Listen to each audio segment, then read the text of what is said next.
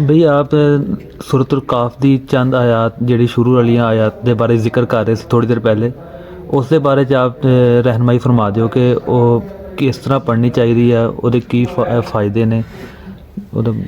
जी बिस्मिल्लाहिर्रहमानिर्रहीम। तमाम दुरूद व सलाम हज़ूर नबी करीम गफ़ूर रहीम ते अपनी आले पाक ते। जी भाई उस्मान भाई जिहड़ा हैगा ना कुरान पाक ये इल्म हिकमत दे नाल इल्म हिकमत दा समंदर आ। समंदर भी लफज छोटा जिहा आ। समंदर हर ज़बर ज़ेर पेश मद जज़म हर लफज दी एक मंबा आ, नूर दा मंबा आ। ते बाकी तुसी सूरत काफ बारे पुछया, इहदियां पहलियां जिहड़ियां 10 आयात आ भाई जान, ਇਹਦੇ ਬਾਰੇ ਮੈਂ ਉਹ ਚੀਜ਼ ਤੁਹਾਨੂੰ ਸ਼ੇਅਰ ਕਰਾਂਗਾ ਜਿਹੜੀ ਮੇਰੀ ਜ਼ਾਤੀ ਤਜਰਬੇ 'ਚ ਆ, ਠੀਕ ਹੈ ਨਾ।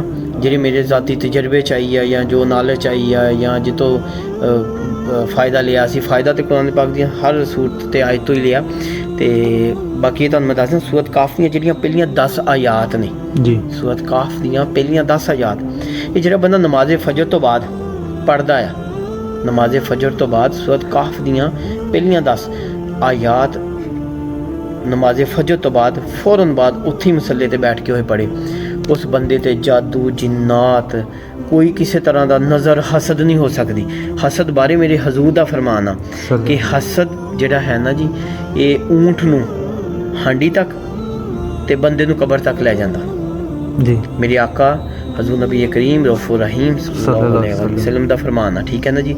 ये जिहड़ियां 10 आयात पढ़ेगा उन्होंने हसद तो महफूज रहेगा, नज़र तो महफूज रहेगा, ठीक है ना जी। तो यही तरीकाकार वो बाद अज नमाज़े मगरिब पढ़े सूरत काफ दियाँ पहलियां 10 आयात नमाज़े मगरिब तो फ़ौरन बाद अव्वल व आखिर दरूद पाक ज़रूरी आ, 41 मरतबा पढ़ लेवे भाई। तो उन्होंने नज़र हसद खास तौर पर हर तरह के शरीर जिन्नात तो, ਜਿਹੜੇ शरीर जिन्नात बार बार हमला करते, बार बार करते तुहाडे ईमान ते हमला करते आ, ਉਹਦੇ ਲਈ ਕੀ ਆ सूरत फलक और सूरत नास भी नाल मगरब के करीब इजाफा कर सकता। बेशक एक एक दफ़ा ही पढ़ ले, लेकिन पूरे यकीन ईमान ते एतकाद दे नाल पढ़े, ठीक है। ये कुरान पाक इल्म हिकमत दे नाल पढ़िया। एक छोटा जिहा नुकता दस देवां बई तुहानूं, असीं ना कुरान पाक नूं सिर्फ और सिर्फ कुरान पाक नूं असीं काहदे लई पढ़दे, सवाब लई। पीर साहब ने दसता आ सपारा पढ़ा लो, बच्चे बुलाए, हाफिज़ साहब सपारा पढ़ाता। किसी ने कोई वजीफा दसता, परेशानी आई है जी वो पढ़ लो जी, बच्चे की शादी नहीं होंगी जी वो पढ़ लो, बच्ची दे बंदिश हो गई वो पढ़ लो जी, कोई फौत हो गया जी कुरान पाक पढ़ लो जी, ठीक है ना जी।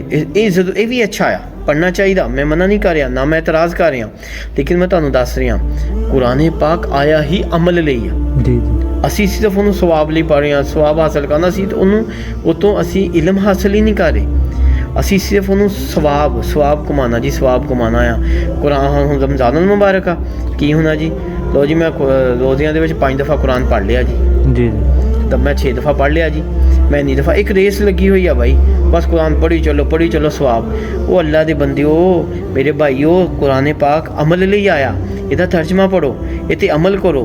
देखो इस बारे मेरे मौला दा फरमाना, मौला कायनात फरमांदे आ जदों मेरा दिल करदा मैं अल्लाह दे नाल गल करा, मैं नमाज़ पढ़दा। देखो कितना प्यारा मेरे मौला दा फरमाना कि जदों मेरा दिल करदा मैं नमाज़ पढ़दा, मेरा दिल करदा मैं अल्लाह दे नाल गल करा, मैं नमाज़ पढ़दा। जदों मेरा ये दिल करदा ना मेरा अल्लाह मेरे नाल गुफ्तगू करे, फिर मैं कुरान पढ़दा। असी कुरान नूं सवाब लई पढ़दे हां, हालांकि इस तरह नहीं, सानू अमल लई पढ़ना चाहिए है, सानू तो सीखना चाहिए कुरान साढ़े नाल की गुफ्तगू कर रहा है, सानू की कह रहा है। कुरान पाक नूं तर्जमे ना पढ़ांगे ना साड़ियां जिंदगियां दे विच बदलाव आएगा तो अच्छा साइन आएगा। असी सही मायने च उदों ही अच्छे और पक्के मुसलमान बन सकते जो असी कुरान नूं तर्जमे ना पढ़ांगे, ठीक है ना। देखो मैं यही गल तुहाडे नाल इंग्लिश या फारसी च बोलना तुहानूं समझ नहीं आएगी, ठीक है ना। इस तरह भाई जो असी कुरान नूं तर्जमे ना पढ़ांगे फिर सानूं पता चलेगा कि किस तरह आ कुरान सानूं की कहना चाह रहे। इसलिए मेरी ये दरख्वास्त आ, कुरान का एक पेज पढ़ो, लेकिन इन्हूं पढ़ो तर्जमे दे नाल, तर्जमे तो बगैर इन्हूं नहीं पढ़ो।